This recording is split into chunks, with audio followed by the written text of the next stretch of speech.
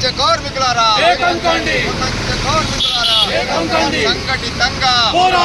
సంఘటితంగా పోరాడితే పోయేదేమి లేదు. పోరాడితే పోయేదేమి లేదు. ఐఎఫ్టియు జిందాబాద్ జిందాబాద్ జిందాబాద్. కామ్రేడ్స్, ఈ సంవత్సరం 139వ మేడేను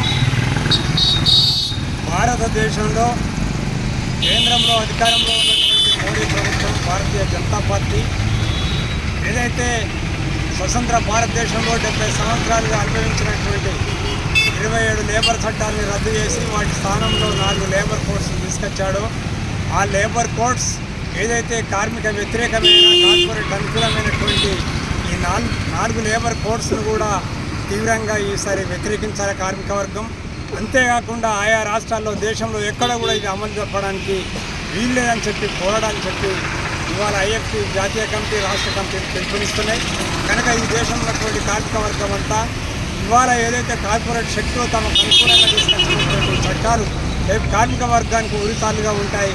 ఇప్పటిదాకా మనం అనుభవించినటువంటి ఆ మాత్రం కూడా మనకు ఏదైతే కార్మిక వర్గం కొన్ని హక్కులు ఇచ్చిందో హక్కులపై ఇవాళ దాడి జరగబోతుంది.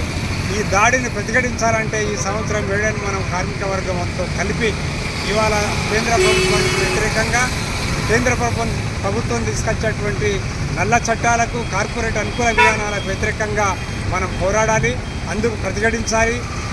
ఈ నెల కాకుండా మే నెలలో 20వ తేదీన ఏదైతే దేశవ్యాప్తంగా సమ్మెకు పిలుపునిచ్చినాయో ఆల్ ట్రేడ్ యూనియన్స్, ఆ సమ్మెలో కూడా కార్మిక వర్గం అంతా పాల్గొని విజయవంతం చేయాల్సిందిగా 139వ మేడే వాల్పోల్సిన సందర్భంగా కార్మిక వర్గానికి పిలుపునిస్తుంది.